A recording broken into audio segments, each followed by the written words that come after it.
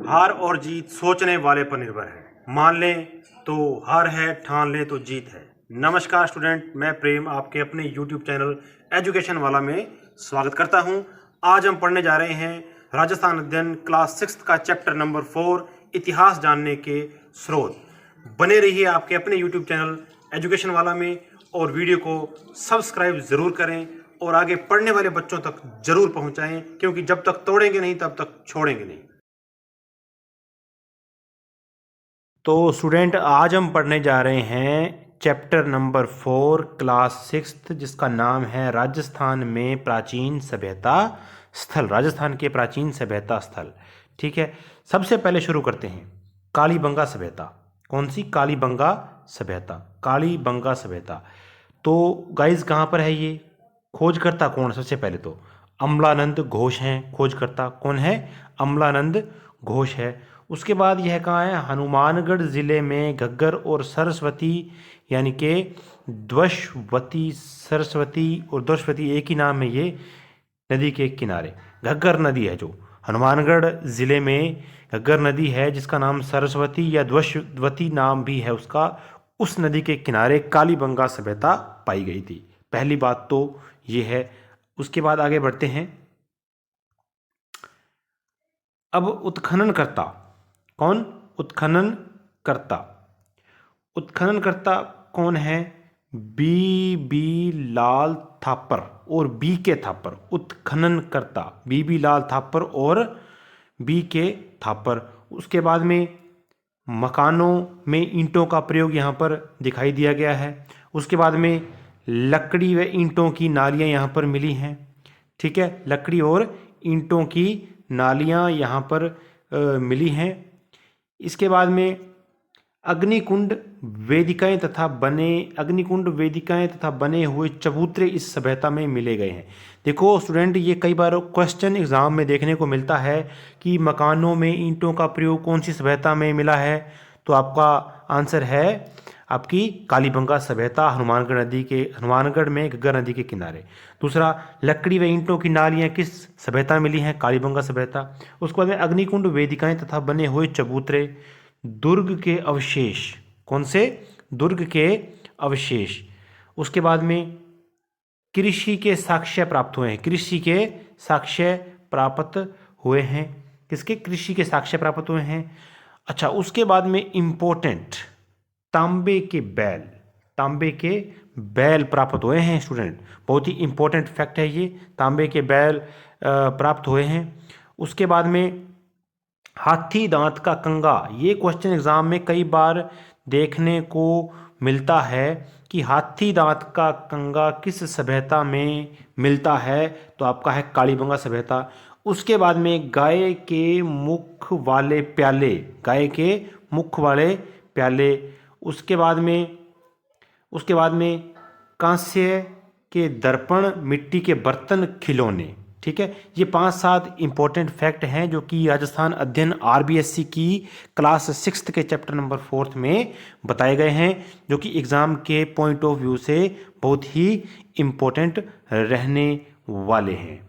ठीक है, अब दोबारा थोड़ा सा रिपीट करते हैं इसको कि मकान में ईंटों का प्रयोग, दूसरा लकड़ी व ईंटों की नालियाँ, तीसरा अग्निकुंड वेदिकाएं तथा बने हुए चबूतरे, फिर उसके बाद दुर्ग के अवशेष यानी कि किलों के अवशेष, कृषि के साक्ष्य, तांबे के बैल, हाथी दांत का कंगा, गाय के मुख वाले प्याले, और उसके बाद में आपका आता है कांस्य दर्पण, मिट्टी के बर्तन, खिलौने। ठीक है, आई होप आपको समझ में आ रहा होगा। तो हम बात करें कालीबंगा सभ्यता की। अब चलते हैं पतन की ओर। पतन। ठीक है, अब कालीबंगा का पतन कैसे हुआ उसके बारे में पढ़ेंगे।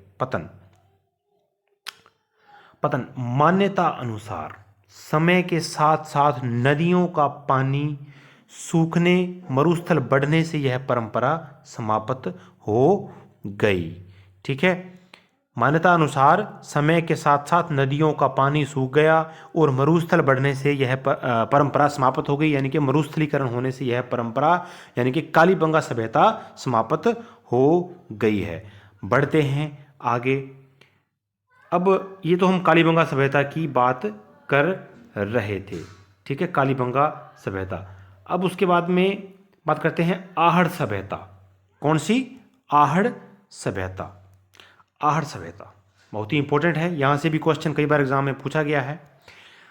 अघातपुर, धूलकोट, ताम्रवर्ती नगरी, इस सभ्यता के अन्य नाम हैं अघातपुर, धूलकोट, ताम्रवर्ती नगरी। क्वेश्चन कई बार एग्जाम में ये पूछा गया है कि धूलकोट किस सभ्यता का नाम है, तो आपका आंसर रहेगा आहड़ सभ्यता का नाम है। अघातपुर किस सभ्यता का नाम है, तो आपका है आहड़ सभ्यता। ताम्रवर्ती नगरी किस सभ्यता के नाम से जानी गई है? आहड़ सभ्यता। ठीक है, तो इसके बाद में कहाँ है भाई? ये है आपकी उदयपुर में बेड़च नदी के किनारे स्थित है। उदयपुर में बेड़च नदी के किनारे स्थित है।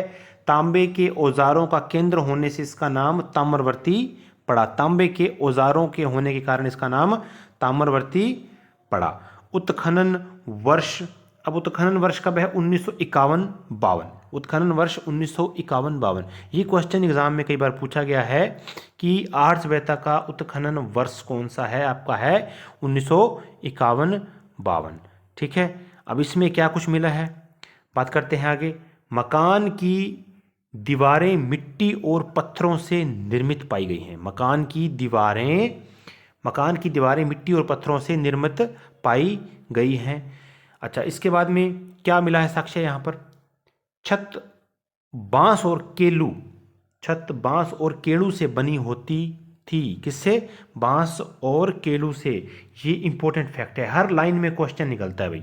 हर लाइन में एग्जाम के पॉइंट ऑफ व्यू से क्वेश्चन निकलता है कि बांस और केलू की छत के साक्ष्य किस सभ्यता में मिले हैं, तो आपकी है आहड़ सभ्यता, जो कि उदयपुर में है। इसके अन्य नाम धूलकोट और अघातपुर और अन्य नाम इसके मिलते हैं। ठीक है, उसके बाद में मकानों में 4 से 6 चूल्हे मिलने के कारण संयुक्त परिवार या सामूहिक भोजन विधि के साक्ष्य मिलते हैं। मतलब एक घर में यदि 4 से 6 चूल्हे मिलते हैं तो समझ लीजिए वो सामूहिक परिवार था। एक सामूहिक यानी कि जॉइंट फैमिली के साक्ष्य इस आहड़ सभ्यता में मिलते हैं। ठीक है, बढ़ते हैं आगे। आई होप आपको समझ में आ रहा होगा और साथ साथ चैनल को सब्सक्राइब ज़रूर करें। ठीक है, तो बढ़ते हैं आगे। अच्छी किस्म के चावल के साक्ष्य मिले हैं भाई। अच्छी किस्म के चावल के साक्ष्य मिले हैं। भट्टी नुमा चूल्हा मिला है। उत्खनन में तश्तरियाँ, दीपक, मोहरें, खिलौने, कटोरियाँ आदि मिले हैं। और लाल भूरे मृद भांड मिले हैं। तो इसका मतलब ये क्वेश्चन भी इंपॉर्टेंट है। ये क्वेश्चन कई बार देखने को मिला है कि लाल भूरे मृद भांड किस सभ्यता के साक्ष्य हैं, तो आपकी है आहड़ सभ्यता यानी कि धूलकोट सभ्यता। और 26 किस्म के मणिये मिले हैं। यहाँ पर 26 किस्म के मणिये मिले हैं। ठीक है, तो अब बढ़ते हैं आगे कि पतन कैसे हुआ इस सभ्यता का। पतन की बात करें तो पतन कैसे हुआ भाई? पतन कैसे हुआ? प्राकृतिक आपदा के कारण ये लोग उत्तर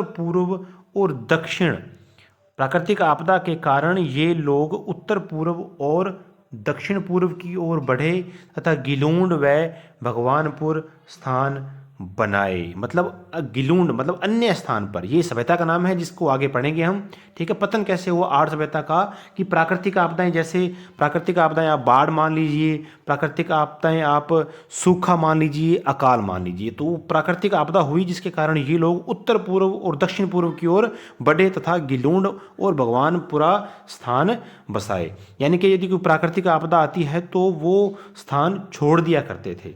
ठीक है, अब पढ़ते हैं आगे नेक्स्ट सभ्यता जिसका नाम है बालाथल। क्या नाम है? बालाथल सभ्यता। ठीक है, बालाथल सभ्यता उदयपुर जिले की वल्लभ नगर तहसील के बालाथल में, यानी कि उदयपुर जिले की वल्लभ नगर तहसील है।